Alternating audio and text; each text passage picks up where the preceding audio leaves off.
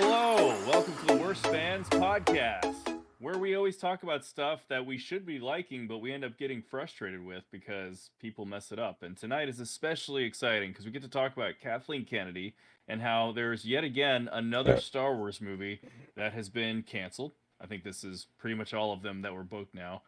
So, can't wait to get in that. There we have my cousin Buck. Say hey. Hey. Hey. And then my other cousin Marco. Heyo. Both coming live from Miami. And over in DC, real quick, I'd like to show, we always do a little show and tell or unboxing here. I've got me a shirt for the local retro game store called Superbit. A bunch of really nice folks over there. And I guess the past couple months after I grabbed all the arcade one-ups that I'm interested in, I started going back to some retro games, and some of which I never had, but I saw even new. So I'm going to do a quick unboxing of something that no one gives a crap about. Terminator 3 Rise of the Machines. All right. Brand new. That's the exciting part there. Sealed. Right? Brand new. I heard this was a pretty terrible game. Yeah, that's what I mean. It's sealed, complete in box, sealed. And we're going to do just a quick little unboxing to see what it's like to go back to the days of the original Xbox. And the value has dropped. No, it's worth nothing. Ta-da! It was never worth it much. I think I might have paid $15 for it. They're really good. They for local people in the DC area. Superbit in Annandale. Just giving them a quick shout out. No, didn't get it. Didn't get it good. I'm not one of these unboxers, you know. Shame. I just want to put it out there that I actually thought Terminator 3 was actually a decent sequel, and I think than it really deserves. But does it have that new Xbox smell from 2003? 2003, yeah. You smell that game. Smell that. Smell that manual. You know, back when they gave you. Back when they gave you manuals. Not anymore. And I have a feeling it's in color. So for a while, when they kept doing them, they actually turned them all into black and white manuals. Who gave a crap? And eventually started giving like an insert that had the warranty or safety precautions, and I think then you just got no manual. Yeah. So no manual. All right, uno mas, and I bought this one also not that long ago from the same location, Avatar the game. I had that game on the Wii. On the Wii, I had that game on the Wii. On the Wii, I'll be damned. So I had it on the 360. 360, me too. Yeah. I had it on the Wii. Because the 360 had a 3D option if you had a 3D TV, and I was still am all about that stuff. I had it on the Wii because I didn't have a 360 until later. That's right. It was actually, we were just talking about it, it was my wedding where Buck got his 360. Yeah, I remember that. Fucking scratch the box with this. Oh, now it's worth like a penny. Yeah. It was $20 to new. this day, I think the Xbox 360 is still my favorite console. It was a fantastic console. It was so good. For its time, yeah. Great too, but 360, man, I love 360. It was the start for me for like multiplayer gaming and like competitive shooters, and like I'll never forget the times I had just playing Modern Warfare and everything. Nice. Minecraft. That looks beautiful. Yeah, nice manual it's smell. So nice to open manual. I miss manuals, guys. My favorite manual was from Guitar Hero because it had cheat codes for Guitar Hero. White on the back. How about that? Is that the snowboarding game? They went with black and white, so no points for them. Whack. But yeah, we and the PSP and the Wii version of this game were the same game, whereas the PS3 and the PC and the Xbox 360 had the same game. None of which I heard. I beat the 360 one, at least the Navi version. Mm-hmm. You got to be the human of the Navi, and it was okay, but it was, you could tell it was a cash grab for the movie. But it was neat that it was the first 3D game I ever played. Mm-hmm. Not that those really went anywhere. They had a few of them, but the only 3D game, because that's the only one I heard of when it. There's plenty. No, there was for a few years there were. PlayStation was really doing it a lot because they actually sold a PlayStation TV. I had it for a little while until it literally crapped out on me. I had to send it back to them. They sent back another one. And it just started crapping out too. So I ended up just getting other 3D TVs. But yeah, they made a lot of the Marvel or DC superhero games were 3D. They even put out like their HD remakes, like all the God of War 1, 2, and 3 that came with the collection. That's all in 3D. There was quite a few. Ratchet Clank, Jak and Daxter. They put out some cool 3D stuff. Oh, when Tron Legacy, that was a 3D game, fittingly. Anyway, so again, Superbit, pretty cool place. They're not paying me. They have no idea I'm doing this, but I'll probably tag them just to show a little love because cool place. Yep, I'm gonna miss it when I'm gone. Ask if they want the Worst Fans podcast to sponsor them. Yeah. Before I just tag them in it. Then you get free stuff. No, I'm just kidding. No, they're pretty cool. They're pretty cool. They've never hooked up anything free, but they definitely let me try stuff out beforehand. Oh, that's cool. Make sure things are working. Oh yeah, super cool. I got my gun cons for old school PS1, like the light guns. Mm-hmm. All right. That said, right. So we've been watching a little YouTube lately where we get our news, and it seems as though the Damon Lindelof, right, who's one of the original writers on Lost, probably several other things I can't think of right now. Interesting writer, kind of in the same way as J.J. Abrams. He tends to write things that are like pretty cool and exciting for a minute and suspenseful and interesting story, but then they kind of never lead anywhere. So I wasn't terribly excited, to be honest with you, about whatever movie he came up with. But yet again, he's one of like 4 or so directors and movies that have now been shit canned. Like 2 weeks ago, the Road Squadron movie with that was officially canceled. Yeah, officially canceled. No one said anything before, but now it was officially canceled, and so was the guy who leads who's the head of Marvel in the MCU. Kevin Feige. Kevin Feige was writing a script, and his was canceled as well. His is done now, and the Patty Jenkins Rogue Squadrons. That one was like 2 years ago. They said production stopped, or not production. It was never started, but. Right. They put it on hiatus, is what they said, and now it got officially canceled a couple weeks ago. Kevin Feige's this one. Rian Johnson's has always been just kind of out there. Seems like Taika Waititi. Waititi is still in the air. Okay, that's the only one that's still. There's nothing. And there was nothing on it. It was just a Star Wars project from Taika Waititi. Nothing, mm-hmm. And that was well over 2 years ago now. Mm-hmm.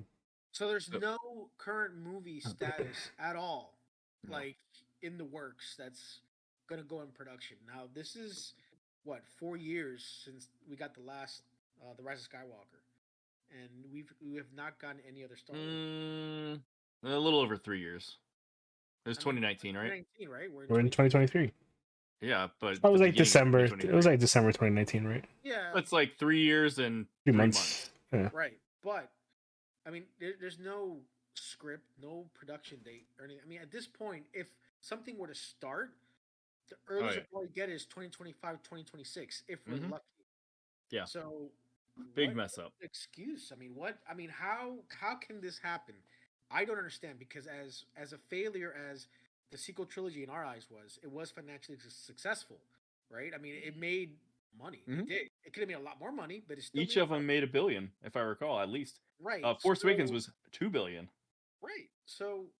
What is the excuse in that, right? So they must know that they messed up somewhere, and they keep throwing Solo under the bus, saying, well, because that was not financially successful, we're trying to be careful as to where we proceed in the future, but... Rightfully so, and in some ways. No. Well, you can't cancel every project. Right. I mean, right, the Star Wars world is so massive. How is it that they cannot find any story to I just thought of another one. Remember the D&D guys, the Game of Thrones directors? Oh, that got canceled long ago. Yeah. That's just another one though. That's just bites the dust. So we all know Kathleen Kennedy is most likely the cause of this, but what is it exactly in her mind that's making her do this? Is it the fact that there's not enough minority representation in these films that? They throw that in there, no problem. Like sacrificing the story, and it's getting in the directors. I don't know. More of that, I think. I think there has to be something that just doesn't make any. It just doesn't make any sense to me, because the TV part of it is going okay. It's still hit and miss, but hit and miss. Yeah. Mandalorian, we all decided is the one. Is the most successful as a part of, okay, it's a big hit within the fans and the non-fans because of Grogu. Yep, it's got a general audience. That is starting to go down a little bit. The 3rd episode premiered last week, and the TV viewership is down. So, if that happens, I mean, what's the future for Star Wars at this point? I mean, Star Wars Celebration is next month. Do they even have anything to show? I don't mean to sound like a like a panic person. What are we No, celebrating? no, I Are we mean, yeah. celebrating the farewell of Kathleen Kennedy? Because I I don't know what sure else we're hope gonna be so. celebrating. Yeah, Yeah. man. I That's don't. sad. Look, like we gotta take a quick pause. We've said this kind of stuff on the podcast before, but before things started going south, when we first heard Disney bought it and Lucas named her head of Lucasfilm, definitely Buck and I think you might have been a little too young to really know the situation, Marco, but we knew her name because we grew up in the 80s and we'd seen every Steven Spielberg movie and Joe Johnson movie, and she was tagged with, producing, executive producing, one of the two, maybe both. And Indiana Jones, I mean, her name was all over all the greats, all the best movies from our childhood. Her name was in this stuff. So when I heard she was going to be a part of, she was running Lucasfilm, I was quite positive about it. I was super stoked that we had someone with reputation to run this stuff, and I'm not thinking about the fact that that's producing a film, not running a studio, a franchise such as Star Wars. But it was a positive thing, and for a minute, I remember saying Kathleen Kennedy can do no wrong. It's hard to imagine I said that at some point, but The Force Awakens was even though it was repetitive, Yeah. I think we all settled for it was probably a good way to keep the fans happy enough because it kept it very Star Wars in feel. But go ahead and let the general audience kind of slide in easily without having to know all the craziness of the Clone Wars and what happened there. It's just, hey, it's easy. You remember Han Solo, you remember Leia, you remember Luke, he's out in hiding. Okay, let's move along. Here's some new people. They do a lot of the same stuff. And then Rogue One knocked their socks off, So I think Rogue One after that is when I was like, she could truly do no wrong. I also remember when the guys who got fired from Solo, do y'all remember their names? The Lord brother? Yeah, the brothers. He was Lord. One of those Lord directing Miller. brothers. Lord Miller, yeah. Lord Miller, yeah. So I remember having a conversation with Matt, who's on this show, and we said, it's interesting. I remember we were at lunch break outside working out in the hot freaking Jacksonville sun, saying, it's interesting when you have a leader that can actually stop a production and say, I think we've got the wrong thing here. And if we go forward with this, we're going to make a big mistake. I recognize something wrong. I'm going to stop it in its tracks and we're going to start over. We're going to fix this. At the time, we were like, that's ballsy. That takes some guts. It worked for Rogue One because that's exactly what happened in Rogue One too. Rogue One, yeah, it wasn't nearly as published, but you're right. Like they cut out stuff that we should have seen. I mean, it's funny. Gareth Edwards was directing that. He supposedly directed that movie, but he never gets mentioned because his cut was completely edited, and it just came out last week. I think I keep saying last week or 2 weeks ago, but Freddie Prinze Jr. came on in one of his podcasts and said that Kevin Feige was the one. Not Kevin Feige. I'm sorry. The guy who created Mandalorian and Clone Wars. Filoni? Oh, Filoni. Yeah. Filoni was the one who directed the last scene with Vader. He was the one who directed that scene. I saw that podcast. Yeah, I remember. I mean, he directed it. Mm-hmm. So Kathleen Kennedy has been doing this kind of from the beginning, like you said. I mean, even Rogue One, which was very successful, it was basically like it worked. Yeah, project that it just worked. It just worked. Yeah, and with Solo, we'll never know. Even though we liked it, we don't know what Lord Miller was. We don't know how it would have come out. All I knew from them, was they did the Lego movie, right? So it's like your mind goes through to complete, silliness, which the Lego movie is great for what it is, but do we want to see? The comparison was, and this is from Kathleen Kennedy. I don't know how true this is, but she said that they were trying to do an Ace Ventura Han Solo. I don't know how true that is, but you're right. I couldn't see that. It's like, I don't know about that. And I like the fact that she grabbed a classic director like Ron Howard to finish it and be like, kind of bring us back to like this vibe we all like. And I can sense moments where you're like, that felt like someone like Ron Howard or Spielberg or Chris Columbus or one of these old guys, Robert Zemeckis. Like there are moments in that movie where I'm like, that actually felt kind of classic to me. Then there's some with, let's say, character Enfys Nest, which just felt like out of nowhere, like who is this person? And at the time, this is before Ahsoka was coming back. Or we thought it could ever happen. I remember going, I think that's Ahsoka. That should be Ahsoka. Because she was a character we didn't know who the hell it was. Yeah. And when she came out to be helping the rebels, I remember being like, what a missed opportunity. That should have been Ahsoka. That would have been the coolest thing ever if they just, popped her mask off and it's Ahsoka. Instead, it's this who cares person, that never again will affect the universe. Yeah. Well, they did bring That back aside. Darth Maul there though, so that was kind of cool. They brought back what? Darth Maul. I still couldn't. It like cut out. Darth Maul. Darth Maul. Darth Maul. Sorry, yeah, I should have figured. Crimson Dawn. Yeah, when y'all both said it, at the same time, it like your speakers or the microphone cut out. Yeah, that was amazing. Right there, and that's when we're like, And left throwing some Filoni stuff in here. And left like 80% of the audience confused because they didn't know what the hell to think about that because of the ones who didn't watch Clone Wars. And I said this before in a past podcast, but me and my brother were there, and when that happened, we looked at each other like, "Holy crap!" But as we're walking out, the audience was like, "I thought he was dead." Like, what?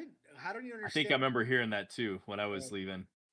But you know, it's funny. I'm surprised they didn't take that criticism and say, you know what, we can't add anything from Clone Wars or Rebels because no one knows what the hell it is. Let's just forget we ever did that and never move forward. They didn't go that route. Like they didn't put the blame on that. They put it more as well, we can't recast our.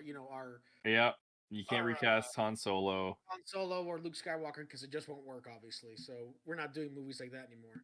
Yeah, and I think that's a little bit of it. I think a lot of it was, I'd say half of the people they lost from The Last Jedi were not ready to go back. I didn't want to go watch Solo because I was trying to make a statement, and I ended up doing it anyway. But we said that we talked about this before. It was a lot of reasons. It was The Last Jedi. It was also again Avengers: Infinity War. Avengers, yep.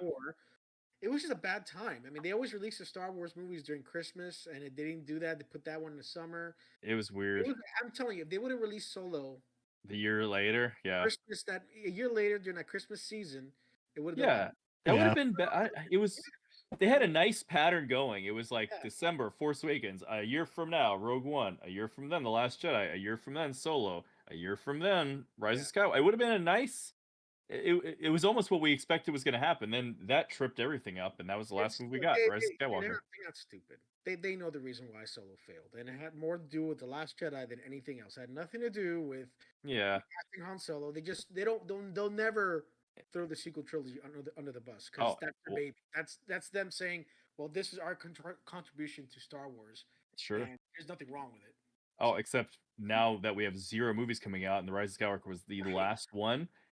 They're coming up with all these reasons. Because the fact they have not released anything after that, they know they're not stupid. They know that there's gonna be some kind of backlash if they don't make the next couple of movies amazing the way it needs to be.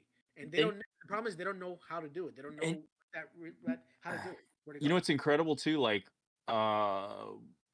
when did season 2? It was a year after. When did season 2 of Mandalorian end? Do y'all know? I can't remember. 3 years ago. November 2020. Yeah. So a year after Rise of Skywalker. Yeah. So I think it made sense if they wanted to drop some productions after they saw that, because they actually got 100% positive response with the ending of The Mandalorian, bringing back the proper Luke Skywalker, giving everybody what they always wanted. That's where if I was looking at it with an honest, view, I would say, okay, they realize some of these stupid projects we have isn't what they want. If we deliver this again in the cinema, we'll make $1 billion, no problem. So why don't we drop A, B, and C, and we'll start working on other projects? But guess what? That was now what, 2 years ago? Yeah. 2 years, 3 months ago. Nothing. So something else happened. Yeah, like it's just gotten worse. Like they should have, by this point, they should be in full production or maybe post-production of whatever the next big great movie would be. I think Kathleen Kennedy and the rest of the I guess people who work under her have found a safe space in television for now, because even the projects that are not that great, people are still going to be at home watching it because it's easy to watch them from home. Exactly. Yeah.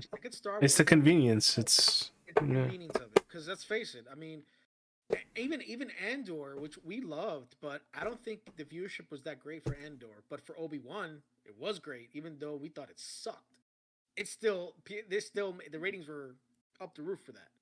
So it doesn't matter with TV. It's less of a risk for them, I think.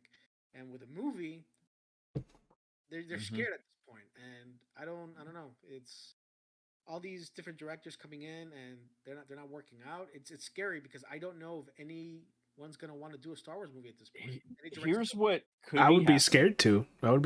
Because it's super intimidating considering all the backlash. All right, here we go. Running it. You know how we've been hearing rumors about they're gonna start focusing on sequel trilogy, post-sequel trilogy, like a film following. I think they may have found their path because the shows are filling in gaps. I think maybe by the end of this or Ahsoka, it might pull some people back. I'm not saying everyone's gonna come back, but they might be like, you know what? I think I'm an example of someone who you explain enough to me about how we got there. I can at least say it was a shitty story, but at least you told me how we got there. Because half of my problem was I don't know why we're in this story to begin with. If you do that, and then you throw on someone like Favreau and Filoni, and maybe they're listening. Maybe they actually said, we're going to do this the right way. We're going to get Favreau and Filoni to continue the story how we actually want to do it. We don't want to just make a shot in the dark Rogue Squadron here, Taika Waititi thing there. Let's go ahead and do a real follow-up, whether it's an episode or not, like just something that comes after the Skywalker saga. Yeah. And maybe now they're like, we have focus, we know what we want. Mandalorian and or Ahsoka are going to get us in that direction and get people hyped for it enough to where they're like actually going to want to see this thing. Maybe that's it. Maybe they're like, before we were just shooting from the hip. We had no idea. And that is perhaps what we might get at Celebration is an announcement for a big deal that they couldn't back off on. And maybe that is a episode 10. Maybe they're like, if we announce episode 10, we are not backing away from that. We're going to proceed forward. So maybe that's something we're going to be May 4th, I guess. So you got a few months, but it is on May 4th, right? Celebration. No, I would it's imagine. April. No, April 7th, I believe. What Right? the hell? Why would they not put it on Star Wars? It's on Easter weekend, I believe. That's when it starts. All right. That's coming up. But you know what? I hear what you're saying, and I agree with you. Mm-hmm. But here's my problem. There are people like us who want to see a connection to the sequel trilogy so they can fix it. Mm-hmm. But there's other people on another side of the camp, like my brother, who don't give a shit, and that could be hurting the ratings too. Because like in Mandalorian, they're trying to fill in the gaps, right? Especially the last episode, which I liked a lot, by the way, I really did. But I saw a lot of the comments, because I thought after I saw that episode, I'm like, I think people are gonna like this episode, man. They're gonna talk about it. It's like this is gonna be. A lot of people were upset more than you think. No, I realize that. Why are they trying to connect the sequel trilogy? I don't care. I want to pretend like they don't even exist. I don't want to be reminded about them. I don't care. I don't want them to fix it. And that could be a problem because if more people think like that and it is affecting the viewership, maybe they don't want to see something with the sequel trilogy at all anymore. They just want to just get away from that altogether. So yeah, it's like one step forward, two steps back with them. Because I'm gonna guess this, and we can come back in a few weeks and see if this is how it goes or not. They know what happens in all of season 3 of Mandalorian. And if it really charges forward in that direction and gives us something that actually could excite people, they've seen that and they've gone ahead and put their money on that. I think they've bet on the fact that okay, we got our direction on the Snoke Palpatine clone thing, and to us it makes so much sense that it's actually going to win the audience over. So we're starting to build towards that. So I tell you what, with that already done, let's go ahead and start our pre-production on the big follow-on sequel movie, and we'll actually announce that around the time that the big cool events happen in Mandalorian. So we'll call it early mid-April. That's what I think they are doing. And you're right. It's like it doesn't always work out for everybody. They might think, "Hey, this makes a lot of sense to me and this works." But they're not counting that 30 to 40% of people that are like, "No sequel trilogy ever, ever, ever. You don't even touch it. Don't make it better. Don't even think about it." So that's what I think's going on right now. I think at first I was very opposed of, Mandalorian fixing the sequel trilogy, which I still kind of am. But then I remember who's in charge, and we have Favreau and Filoni, and then Filoni's helping out with Ahsoka. So if there is anyone out there who I can trust to actually make a good connection and a good story, it would be those two. So it's because even in the first episode of Mandalorian, we got the Purgle, and everyone's like, "Oh my god, what the hell is a Purgle?" And then if you haven't seen Rebels, they're a very huge connection to Ezra and Thrawn. I mean, it's like it's right there, in front of our faces. And if that story can connect to possibly fixing the sequels, then I'd be up for it. I mean, make it look good, make it look nice, make fans happy, even though some are upset. Maybe they won't be upset at the end. You just have to do it right. Because I want to succeed, and I just my fear is if the viewership does continue to drop for the Mandalorian, which is their number one Star Wars go-to at this point for everybody. If that fails, they got a huge problem in their hands Yep. because There's nothing left. Yeah. There's nothing left. You know, Andor was good, but it's not something to continue to bind, like to basically bind everyone together on Star Wars. And it's done. It's got one season left, and bye. Right? So I think they, we've talked a little about how Mando and Andor, how Andor could potentially lead in that sequel direction. So they know what season 2 is going to be because that's already a done show. I don't think they actually know when Mandalorian will end, so they're just writing new stuff. No, Favreau said something that they're not exactly sure yet. They're still. Favreau's kind of upset at Kennedy because of Mandalorian. So I read an article that the only reason that he was able, like Mando was able to reunite with Grogu in the first place is because Kathleen Kennedy wanted him to, for I believe that's their biggest seller. And I mean, so they had no plans to actually reunite. You know, it makes sense because the way season 2 ended, it was a perfect end to their story. For them to be reunited the way they were, it was like it didn't feel right. Yeah, you're right. I was kind of like, and Jon Favreau said that he was threatened to quit for Mandalorian, and he said, "Screw it, I'll just go work on Ahsoka." But that did happen, huh? All around the same time. Damn. Yeah. Fuck. All right, we got to get back into that. But I was gonna say, they know how Andor's gonna end, so they already have another story lined up that potentially leads in sequels. Now we know how season 3 Mando is going to end, and probably what season 1 of Ahsoka is going to do. I think all those stories are basically in the can, and that's happening. Like, we have probably the next year and a half of content that they have written up to this point, and that's where they're saying now, if we start writing this script that will take major elements from this in about a year and a half after that script, it'll still be sort of fresh enough to like be relevant. I think that's what their timing is doing. If you really think about how long it takes to make a production, that's probably it. They probably got this. They're working on ideas based off of the end of Mandalorian season 3 and/or season 2 and Ahsoka season 1. Like, that's their knowledge point as of right now. Maybe they have projections as to where that can go, but they're saying, "Hey, we can take what we know here and incorporate it into the new movie." Because that's what we're gonna see. I'm almost putting my money on it now. You're not completely off. I'm sorry. Yeah. Probably what's probably going to happen. Mm-hmm. Also, I read articles today on Daisy Ridley, which isn't new, but she's saying that for her to actually get work after Star Wars, and she is open for anything concerning Star Wars. Not only her, but John Boyega too. That one I'm surprised that he was. Said he didn't say anything like revolutionary, but he did say, because he's been very vocal, how he really hated his role in the sequel trilogy and how basically he was basically, but yeah, it's cast aside. He's come to peace with the sequel trilogy, and he's able to enjoy it now. He's able to actually see, okay, the way it played out. I mean, that's just the way it happened, the way the story. So for him to do a complete turnaround and like, he must have an offer pending. Yeah. Like, does he have an offer he's not talking about? I don't know. So, or he needs some money. He hasn't done much work. But he has done. He's done other work. He's had a couple things. Yeah. He's had a couple things. He was in the Woman King last year.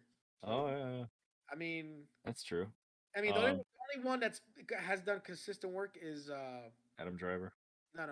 Him and Poe Dameron. What's his name? Oscar Isaac. Oscar Isaac. Yeah, and he was moving ahead of time, even before Star Wars. He had roles. So. Before Star Wars, right. So John Boyega. I mean, getting a little off topic here from Kathleen Kennedy, but I know you think it was in debate. I think it was them saying to try to give him a little bit of specialness that he is force sensitive and he could be in a direction to start learning. So if he comes back, I bet he'll be a fledgling, like one of Daisy's, whether they call him Padawans at this point or not. If he's probably going to be taking some Jedi lessons from Daisy. So that's said. I think it would be way in the, well, I don't know how they do it, but I would think it would be like way in the future, like 10 years later. I don't know, Yeah, that could be true. What's the threat? What are they fighting? Well, that's the. Hopefully, there is a threat. There was no actual threat up until they decided to make one in Rise of Skywalker, in the sequel trilogy. I mean, but yeah, that's my point. There will hopefully be something that is like galaxy-shakingly important, and not just a government rising again to control everybody. It's got to be good, evil, the Force, Mortis. If it was a Mortis thing, that'd be cool. we need prophecy. We need to bring up things like the prophecy and The the chosen wills, one, yeah. the wills. It's got to be like, oh Mhm. man, that literally all life is But possibly. script had Mortis in it. So I think it was Duel of the Fates, right? Yeah, That was Duel of episode 9 Fates. before this happened. I'm just saying. Yeah, yeah, that would have been You know, much cooler in some ways. I would agree with you in some ways. Some a ways I'm lot of actually ways. in favor of Rise of Skywalker, but Yeah. Duel of Fates, for those who don't know, actually I'll let Buck take it because this is definitely his baby.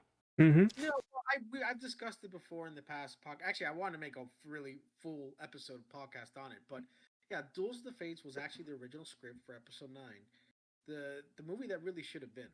And me and Red have talked about it constantly, and we both agree it is a better script.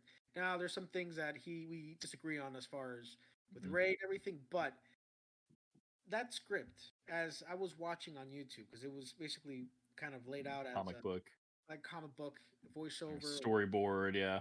words and sound effects. I mean, it really felt like I was watching a movie, and it was amazing. It really was, and it kind of made me sad because I was like, wow, this could actually have finished off on a high note, and it would have. I think it would have sat well with most of the fans, a lot more than the way it ended.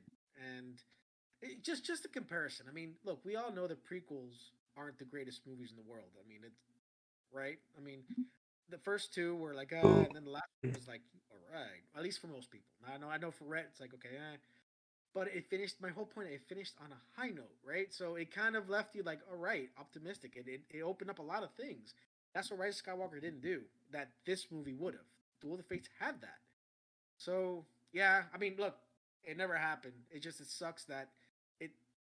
This is what we could have had, and it would have been perfect because nothing was planned out from the very beginning. But I really do feel like Colin Trevorrow did write a script that really binded The Force Awakens and The Last Jedi, and it would have made a more consistent trilogy. It just would have. But Yeah. anyway, it didn't happen, so we have to move. I have to move past that, and hopefully, Filoni and Dave are going to fix. Let's say Filoni and Dave, John and Filoni are going to fix this, and they will actually make more sense of what we got. Yeah, it was something cool. Like if Yeah. Thrawn gets in here and he becomes a major point in this storyline, Yeah. it's gonna feel like this is the actual sequel to Return of the Jedi. Like this, it's like the period of time where this happens. It's basically where the original Thrawn trilogy was in the timeline years ago in Legends, in the 90s, where he was the remnant, he was the heir to the Empire, as the name of that first book goes, and Yeah. there was some cool stuff happening. It was nothing. Now, here's my only criticism as to why that shouldn't be adapted. It wasn't a galaxy-shaking situation that warrants, in my opinion, calling it 7, 8, and 9. Mhm. It just led up to nothing to the end of the Empire, which you can kind of say the First Order and the Last Order was sort of like the second coming of the Empire, and okay, it's definitely squished now. Like that's actually that piece of it is kind of originally from the Thrawn trilogy. They just called the Empire the Remnant at that point. Is the Imperial Remnant, not the First Order, not the Empire, the Remnant, what remains.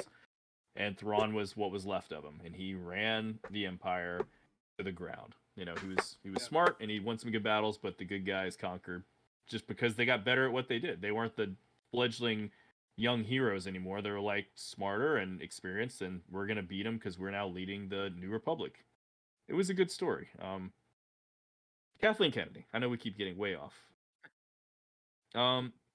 Rumor has it after Indiana Jones 5, The Dial of Destiny, Let's hope. she's out. We've heard this rumor for a little while now. She was supposed to be done years ago, and she renewed her contract, if you recall, a couple years ago, to our dismay.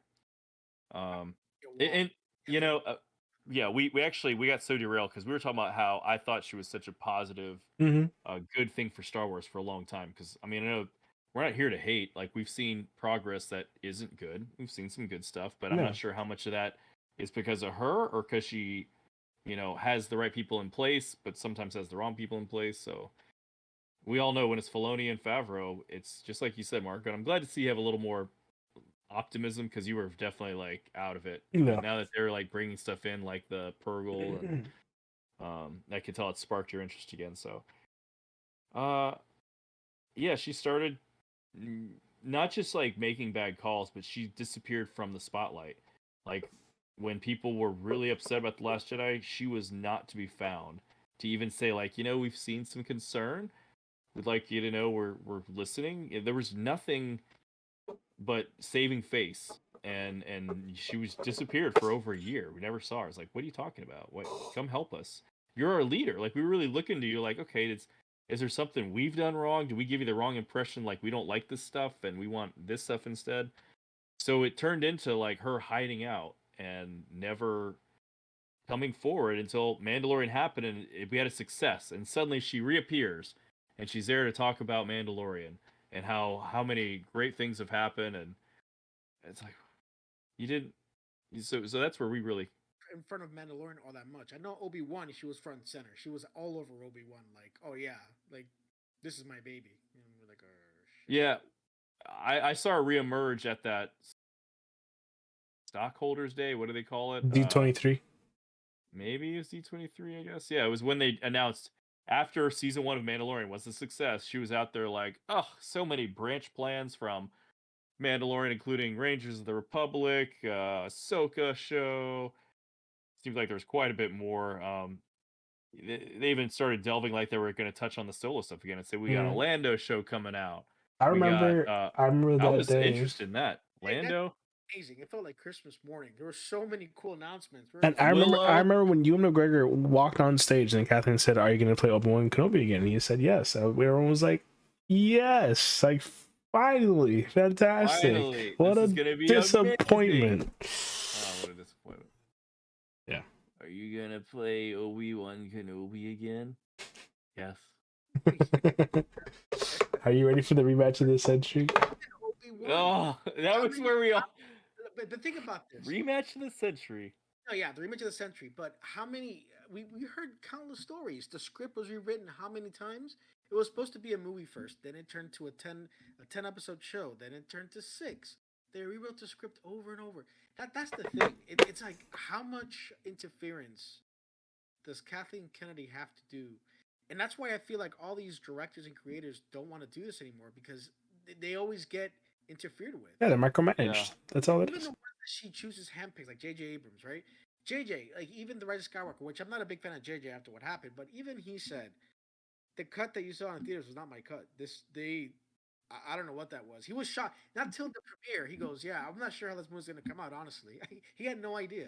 The only director I know of that had complete control was Rian Johnson. That's it. That's the only one that when you see the Last Jedi DVD, because I don't know if you saw it or not, Rep, but the behind the scenes and how they made it, that dude had complete creative control. Scary. Complete creative control. She liked it because it sucked. No, I'm just kidding. No, I wasn't like it too much, because after that, not one project that has been mentioned, and when it comes to movies, even shows, has been clean. It's been interfered, messed with, changed up in some form or another. Probably because of the negative feedback of Last Jedi. They gave Rian Johnson complete control, and then they just came out with utter backlash of the Star Wars community. Okay, probably, yes. But as much as Last Jedi was hated, it was still financially, it did well. True. And so did Skywalker. Not as well, but it still did. I mean, how much interference can you possibly do to not trust any of your directors, any of your writers, that you have to come in every single time? Every time. And it makes you wonder. Yeah, I'm gonna give her the for. They want to quit. I never did this before, but I'm gonna give her real quickly. I'm gonna step aside and say benefit of the doubt for Kathleen Kennedy. What if someone's breathing down her neck, saying, you're telling me this story doesn't have A, B, and C agenda items? Well, I'm getting dicked up by the fans for not putting in the right stuff. And then they're like, I don't give a shit. Drop it. You're making this happen. Reshoot it again. Do it. Like, you never know. I'm not trying to, it's probably not the case, but it could be. Everyone's got a boss, We don't know. We really don't know. Everyone's got a boss. I wish there would be one day a documentary that was made about all the shit behind the scenes that been happening. I mean, what if when she quits, like ex-employee who has the I would love to have that. Well, what if when she quits, we find a huge revelation and she comes out and says, I was run to the ground and I had no choice. My hands were tied every time and I was required to put things in that was making the directors upset. And finally, we go back and forth, and they said they're walking away, and I was like, then walk away, because I can't do anything. It's gonna be this way. Honestly, if you look at the Rise of Skywalker, besides the fact that yes, a lot of that was towards the Last Jedi and how it came out, but if you look at the Rise of Skywalker, it really felt like a movie that was taken by poll. Like, okay, let some of the fans want this, we'll put this in there.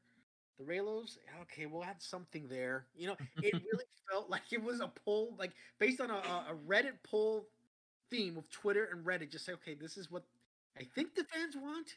So And let's it's so try to funny because connect the dots. I don't know. It was. I think for the small subplots that meant nothing to the overall story, they did do that. In my opinion, I think you're right. They picked, okay, the Raylo. No Star Wars fan gives a shit about that.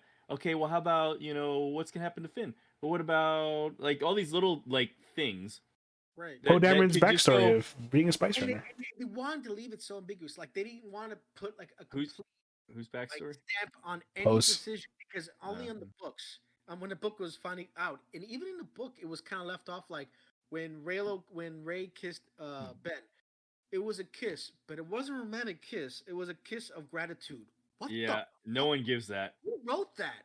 I'm Yeah. like, can't you just make a concrete decision on what that meant? You have to put it as, oh, it was a kiss. It wasn't romantic. It was a kiss of gratitude. And then with Finn, Assault. again, it was hinted, yes, that he had force case abilities, I guess. But when I was watching the movie, I just thought he had the thing for Ray the whole time. And it was That's very what thorough. everyone thought. The book came out that apparently that's what it was.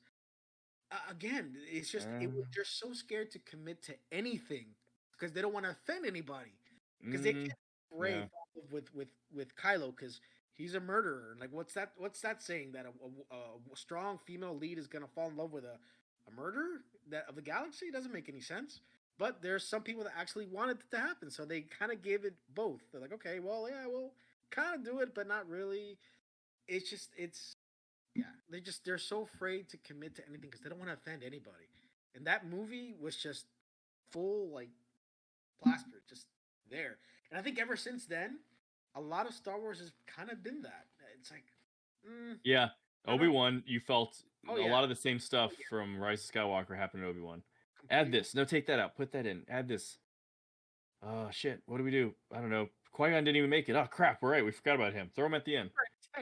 Oh yeah, we teased him in the first episode, right? Let's wait. Let him capture Leia again. Let's do the whole sequence again. Yeah. Kidnap her once again. Just do it again. Do it again. Jesus Christ. Yeah. What? Yeah. So I was only giving her the benefit of the doubt. I seriously doubt that's the situation. But like I said, everyone's got a boss. I mean, but yeah, she's the face of it, so she has to take it because that's all we know. And that's her job, is to be responsible for it. You're right. So like, even if someone else is causing the problem, as the leader, you got to take the hit. You take the fall for your own sailors or troops or whatever you got going on. So, we'll see. It could have been Iger. It could have been Chapek. Well, Bob Iger Iger just came back recently, so yeah. But I mean, think how many she had more years under Iger than Chapek. Yeah, I don't know. Yeah. But I mean, they've been running it since 2012 with Iger. So if the rumors are true and she does leave, which she desperately at this point really needs to leave, I think I mean, whether it was her fault or not, she's the face. I'm blaming her. I mean, it's Star Wars is in a very, very critical state right now. It just it's like the presidency. Hold it on its own, and even that is starting to like, so. Well, yeah, it's like the presidency. You know how people wanted a certain president out, and they'll be happy to take anybody else. That's kind of where we are with this. It's like you just got a clean slate here. Obviously, the popular candidates are Favreau or Filoni, but what if they're not? What if do this? Excuse me. We've just got to have someone who really understands. It's got to all be connected in the right way, and you just start with a story. You don't start with agenda. You don't start with, well, how many new audience members can we get? I think that was Kathleen or her leader's approach. First has to come the story. Yeah. Core of Star Wars, man. Let's it's like throw in Willow. Right. Like, I don't want to get into too much of why, because I think if you throw every agenda thing out the window and just stop and say, what was it they were trying to accomplish? It was not to appeal to old school Willow fans. That was not their goal. Their goal was to grab a new audience, a whole new audience that is very different from the original audience. At least with The Force Awakens, they knew we're going to capture the old audience, but I think we're going to pull in a few new ones. We've got a couple tricks up our sleeve to grab a new audience. That worked. So at least they snagged them. Let's be honest. Willow was a lot. I mean, they try to gear it more towards a lot of the LGBT community. They did. I mean, if you saw the show, I saw it. I saw a lot of YouTube. You're freezing. Try a big. No, he's going in and out. Huh? You're getting You're, cut a you're little bit. getting cut in and out. Oh, How about wait. Okay, there you go. Yeah, I think you're okay. okay? So when the show was announced that it was canceled, a lot of people on Twitter from the LGBT community were upset because they're saying, "Oh, they canceled it because." That did happen. Like the complaint came from that community. Yeah, it Oh, did. really? I read Yeah, about so this. trying to bring it back actually, but here's the thing: They didn't watch it. the show was actually good. That wouldn't been that's not an issue. Well, I guess I'm gonna approach that real quickly. From I just finished tonight the final episode of The Last of Us, which was pretty heavy in that, and I think the difference is that was a quality show. So whether it's your cup of tea or not, that show is good, and it's gonna continue because it was a good damn show. You watch Willow, I vaguely remember there was some an LGBT character or two, but honestly what pissed me off is when I heard actually it pissed me off at the end of every episode when there was some like pop sounding song, but by the third episode when there was a cover of Enter Sandman from Metallica, and I was like, what the hell? This makes no sense at all. Because it kind of mixed the fantasy element with modern like twist to it. Like the way that all the characters talked, I felt like they were living in today's time, but they weren't. It didn't make any sense. It was very. It was. It took me out of the show every single minute of it, and none of the characters were good. It wasn't good. Yeah, it felt soft and like this is there was no Willow vibe, no nostalgia of like this feels like the same universe and I'm back. I'm back in whatever this land's called. Warwick Davis was just poor guy was. Let's. He was looking forward to the Survivor. Oh, I bet he was. And decades. So like even though it wasn't a huge hit when The Hobbit came out, what is it? Unexpected Journey. I know it didn't hit on all cylinders for most people, but I felt like I was right back in Middle Earth, the same Middle Earth I left from the Lord of the Rings trilogy. I was like, I'm here again. We're here. Yeah. When I watched Willow, I was like, I am on another set from the CW. Yep. And I don't feel like I'm in the same place where like even the same canon is going on around me. This seems so different and so left field. And that's the problem. You can't, if you don't bring people back. When you saw The Force Awakens, you felt like you were right back in the world of the original trilogy, not even the prequel trilogy. You felt like, damn, I am a couple years after, 30 years, in fact, after Return of the Jedi. Like things feel like Star Wars actually in this universe. Willow didn't do that. They missed the mark completely. It could, if they didn't have Warwick Davis, they could have called it something else, and I would have probably not even recognized the actress who played the the princess from the first movie, the Queen. Now, because I would have just missed that. But I would have been like, "What is this new fantasy show?" And they could have called it something else, and I would have never realized that was the Willow show. I was the right. Well, for me, at least I thought I was the person that I thought this show was being geared to. Yeah. First Willow.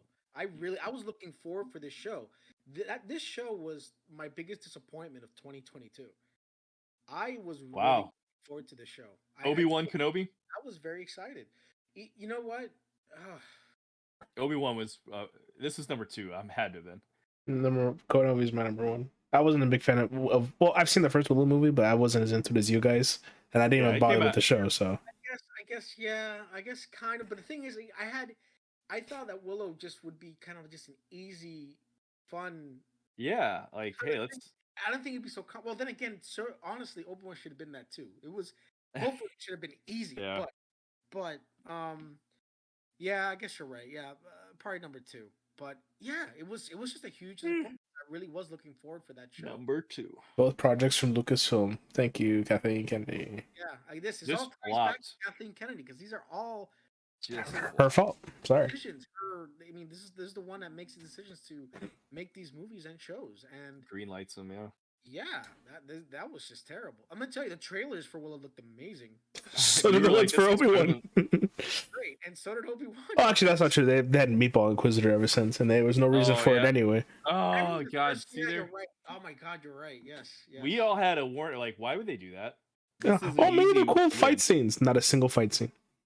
Not a single Yeah, yeah. There was no. That was bad. Right there, and we should have known. I was like, why the hell did they do that?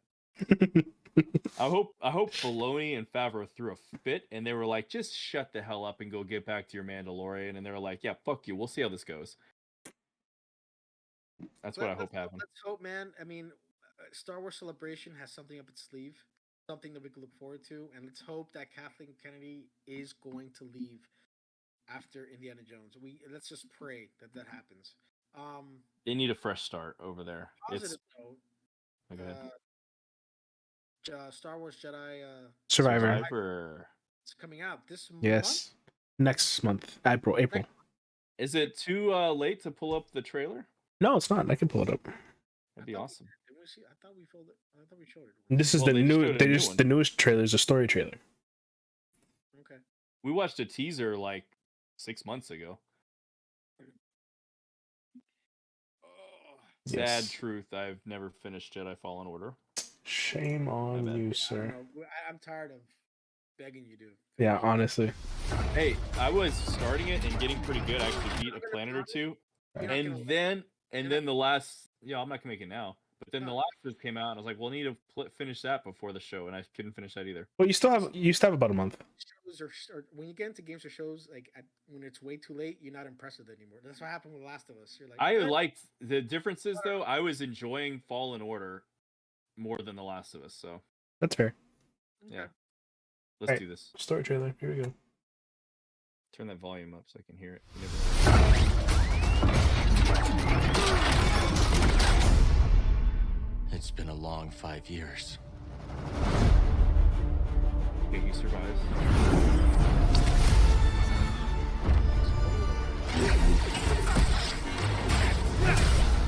We've tried to resist.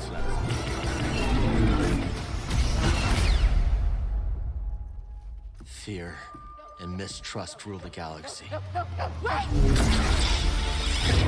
thought I heard the lightsaber. It looked like it just beat him again. Look into the fire. Oh, It will warm Dathomir you. Witch? Is that Keep what you that company. was? That's awesome. But left unchecked, it will consume everything until there is only ash. How could you let the galaxy fall to this unworthy machine of an empire? Hope may feel beyond our grasp. But I think we finally found somewhere the Empire can't reach us. Imagine. No more looking over your shoulder. A place that's worth fighting for. No matter the cost.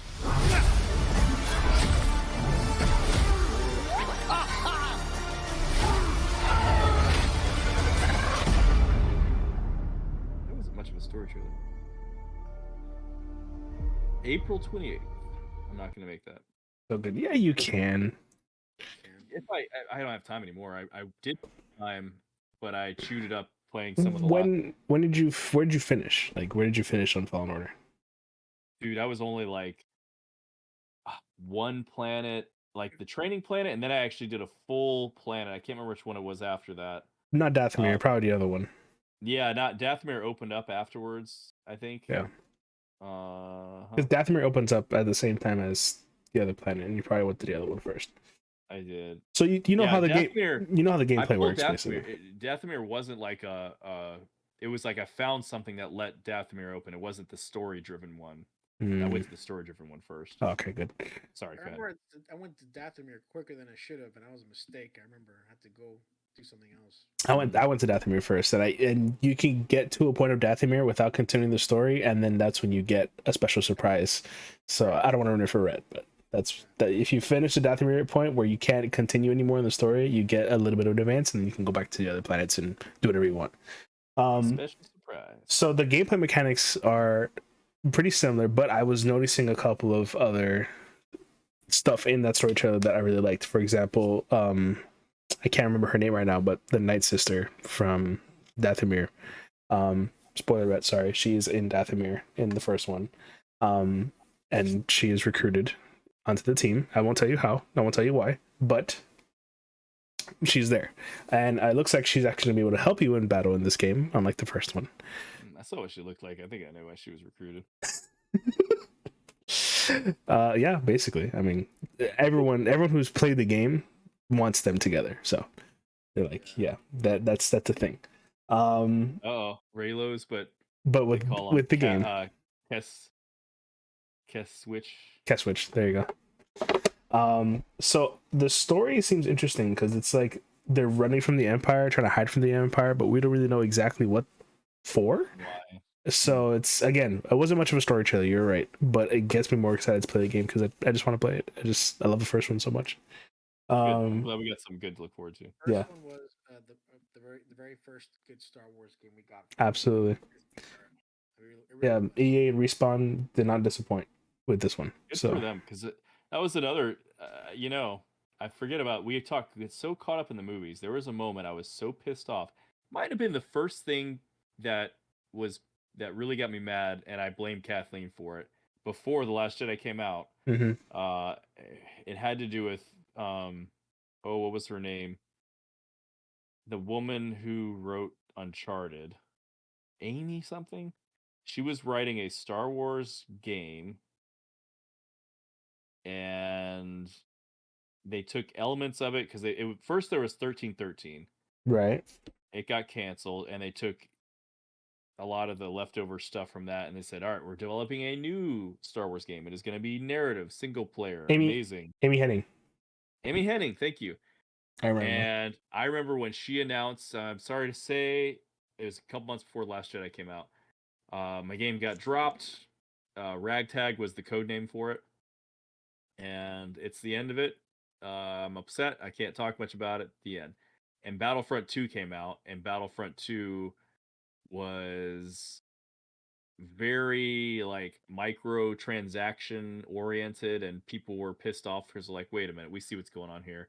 You'd rather drop the game that's not going to make you microtransactions, the single player narrative story, just so you can have Battlefront and just load it up with 99-cent microtransactions all over. I was really upset about that, and I was really watching YouTube and stuff about that maybe a week or two before Last Jedi, and then you know how I feel about Last Jedi, so it suddenly went from like everything was peaking to the worst ever, and from that point on, I'm just full circle here. That's how I got from Kathleen Kennedy is fantastic to what the hell, Kathleen Kennedy. Yeah. And it only got worse. She had very few victories that I called Mandalorian a victory, but it's really hard to say that one was her. I think she had some legacy deal with Filoni, and they said, all right, bring him on and let him run this thing. And when it was a hit, I'll give her was happy. I'll give her Rogue One and Mandalorian because I guess she had something to do with it, but that's about it for me. I mean, everything else has been a complete and utter failure and a mess. Better. Yeah, and everyone says, "Oh, well, quit blaming." You try running a major franchise with decades of legacy and so many fans. It's like I would fucking smoke that shit. I'd kill it. That's what she said. She said we had to, unlike the MCU, Marvel. We Yeah. had from fresh. We didn't have. I'm like, why? Yeah, you did. What are you talking? Had it all. Granted, I'm not saying I wanted everything adapted from that. I was back and forth on that problem before The Force Awakens came out. Still, there's enough to go there to get inspiration from. Well, they finally started doing that, yeah. But even if you don't have the ideas to start over from new, you could still go back to the legends. There's plenty of stuff there that you can get. Oh, sure. Or just if you really are going to start it over and say, well, we're going to get to something important here. Like I think despite what certain other YouTubers say, oh, you just need to back off your high horse fans and act like you could do any better. You've never produced. You have no idea what it's like to run a studio like that. I don't. You're right. But when it comes to you want me to sell the fans and make you money on Star Wars, there's some basic rules to follow. Don't fuck with us. All right. Don't give us Obi-Wan previews and then make it about something else. Yeah, you're telling me I couldn't figure that out? Any one of us here could have figured that one out. Why are they so scared to piss people off that are going to be offended or don't like it? Piss them off. They're still going to watch it. Look at the Harry Potter game, Hogwarts. Is it suffering from any like money wise? No, it's selling like hell, and it's pissing a lot of. Now it's announced that they're going to make the game into a series of games instead of just a sequel. So, all right, talk about huge moneymaker right there. Always gonna be pissy and whiny no matter what. Just write the story that's meant to be written, that makes sense in the narrative of the world. Don't worry about the rest of the world or what they think. Who cares? Appeal to the fans, and those audiences, old and new, will come. If it's good, it doesn't matter if it's an old story, like it involves the old genre of Star Wars, the old legacy. If it's that good, people are gonna like it, you know. And lucky for them, they've gotten new Star Wars with the Clone Wars and Rebels. That was a hit. Yeah. At this point, it's a silver platter. Just continue that, and if you can somehow manage to incorporate the old with that, you're good. They didn't have to go make a whole new, the Rey world. That no one cared about that. You had everything you needed already. Yeah. So, yeah, we could do it. I'm sorry to say. I'm not saying any fan out there, but there are definitely some qualified people that could have taken episode 7 and said, let's figure out the whole story before we just start shooting from the hip. Let's do every tie-in show. We're going to get a giant 40-year outline of what's going to happen. Yeah. And if there's little things that sprout, because, we didn't know that character was going to blow up, then, hey, we'll make a spin-off show about that great character. That's how you do that. We need someone after Kathleen Kennedy, which I hope it's Filoni or Favreau, but just like what happened with DC with James Gunn, which I'm still up in the air. I'm not convinced James Gunn is the right guy for, but a lot of what James Gunn is introducing as far as tying everything together, the games, the story, we need someone that's going to do that for Star Wars, to bring back the early 2000s and the late 90s of Star Wars, with the games and the comics. So many good games. I mean, we need someone who really cares about this franchise, because it's there. It's just sitting there. Yeah. It's just sitting there with all this untapped potential that Star Wars is. It's just sitting there, and it just needs someone to run it right. I'm sorry, it has to be Filoni. I'm sorry. I mean, there's plenty of people out there, but like, it's. I think Favreau. Honestly, I want to be Favreau more, because Favreau's more of a director and he's been doing it for a while, and they still have Filoni, kind of creating a lot of the stuff. Yeah, but man. They're buddies. But Filoni's a fan, dude. Like, he's like, he knows what the fans want. Like, for example, there's an extended cut on the Mortis episode. I don't know if you guys seen this in Clone Wars. But the son, who's the dark side user, actually talks to a memory of Darth Revan. And it did not make the show, because they thought no one's gonna know what they're doing here. And I'm just like, man, that would have been fucking sick. Like, what? Are you kidding me? It would have been like, oh shit. It was Darth Revan and Darth Bane, both of them, like, just there. The one who made Rule of Two, and then Darth. I'm like, man, what a missed opportunity to throw in the. They can still do it. They can still do it, yes, of course, but like, they didn't want to do it before. I mean, is it possible now? Yeah, of course it is. Anything's possible. It's just up to them. It's up to the higher ups, Kathleen Kennedy, and I think the only higher up who would be willing to do that, if he ever gets promoted to be a higher up, would be Filoni. He wanted to do it in the first place. If it's Filoni or Favreau, I think we're okay. If it's anyone else, I'll be nervous. For some reason, I think I told you, Red, I had a dream that Taika Waititi was gonna be. Oh no. Which is not that far off, believe it or not, because I could see someone like him, like they did for James Gunn for DC. I'm like, oh. I mean, let's be real. My two favorite directors in the DC, well, I would throw the Russo brothers in there as well, but Taika Waititi and James Gunn, because they work good with Marvel. Honestly, believe it, as much as I wouldn't like that, I still think it would be better than what Kathleen Kennedy has done, because he is very much involved with Favreau and Filoni in the creative. Yeah, that's true. Yeah. I think they would get along together creatively. It wouldn't be that bad. but I still think it has to be Favreau or Filoni. It has to. It has to be. Yeah, and I think that as a team is good too. Remember, James Gunn is co-doing it with someone else who kind of knows the biz a little better, and he's the creative story guy. Yeah. That's kind of it. I mean, Favreau is at least creative too, but Filoni is the creative. Like out of the two, he's the super creative one, and well, he's the one that definitely knows Star Wars more, I would say. Yeah.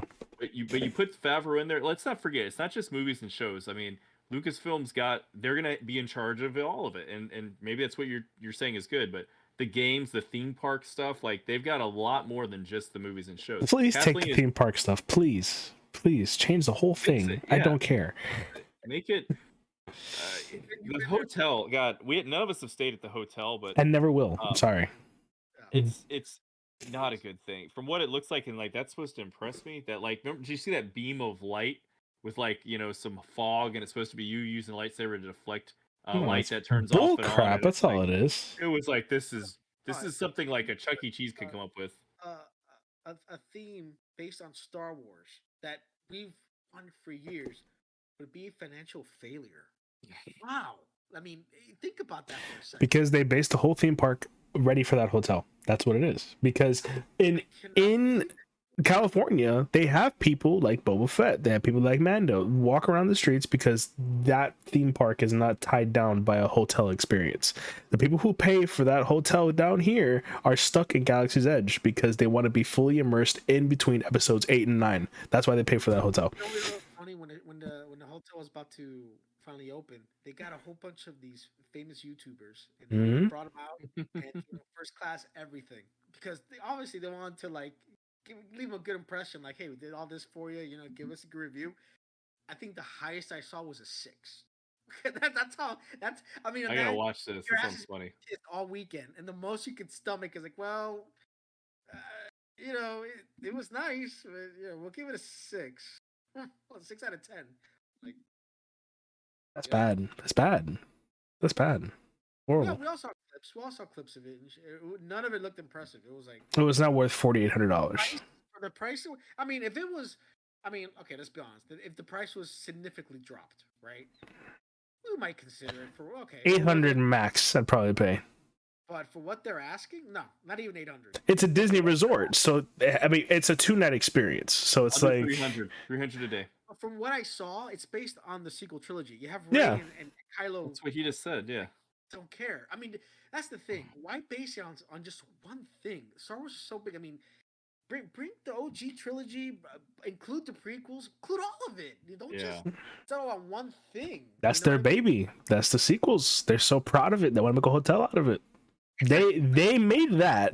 like everyone loves it. Even Galaxy's Edge. I mean, just focus on like the station alone, right? You could do like different, depending on the time of the season. You could do different themes. You could do the prequel era. You could do the OG era. You could do the sequel, but just change it. Do it in a way where you can just change it up. Why keep it the same all the time? It was a cool idea if, like, when they were developing it, The Force Awakens was all that was really out. They knew what was coming, so they were developing that. But then that's Rise of Skywalker. That's when it came out and premiered. Yeah, but they were working on it for like 3 years or so. Writing what's it gonna be? The storyboards. Oh, well, it's gonna take place in our amazing selling, $2 billion movie franchise. Because at the time, The Force Awakens was the only thing, and it was like, well, that's only going up, so it's no problem. Let's make it all based off of that. That was where they were. It was based off Force Awakens numbers. So, let's just hope that could all change. Because Kathleen, I thank you for Rogue One and The Mandalorian. And that's it. And, I thank you for everything you did with Steven Spielberg back in the day. Andor, I like enough to say I like Andor. I had ups and downs. Do you remember I was like, on this show, I was like, I'm not sure I'm there yet. But it's because it was raising. It was like, boom, amazing. And it was like, all right, we're going to start back here again. But it's going to come back. That was Andor for me. It ended on a positive note. I was happy with the show all around. It was definitely a tone that was a good show. We liked and we enjoyed it and we needed. So more of Andor. Yeah, give me more. All right, guys. Thanks for joining. All three of you out there. I appreciate you watching, Mom and Cousin and whoever else that wants to check out the stuff. But let's see. We're gonna try to quit talking about so many relevant topics that 40,000 YouTubers are talking about. In the future, we're gonna really try to look at things that we just like to talk about. We noticed when we did a good old conversation about the Predator movies that seemed to be hitting a little harder. So we're gonna do retrospectives. We're gonna talk about controversies like we had the Last Jedi versus Rise of Skywalker. That was one of our better ones and was probably a great topic.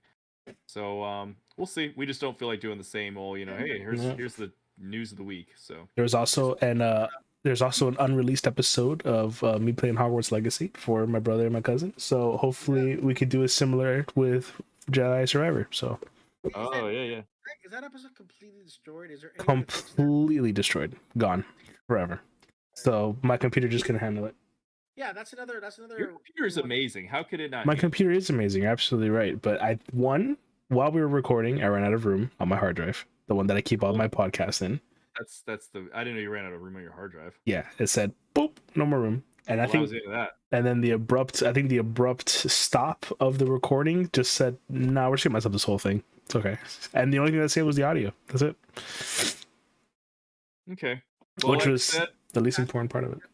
More like that, either Yeah. game reactions. And Yeah, we need to do that. And I don't care if it's about new games or we might put, I've been collecting a lot of classic stuff. Like, I think it'd be kind of fun to stream some old shit. I'll get my Wii mode out, my PJs, and go flail around like an idiot playing Avatar or something. I don't know. Yep. So, all right, guys. Well, take care. Enjoyed talking about it. And fingers crossed Kathleen Kennedy gets out of there. Bye. Adios.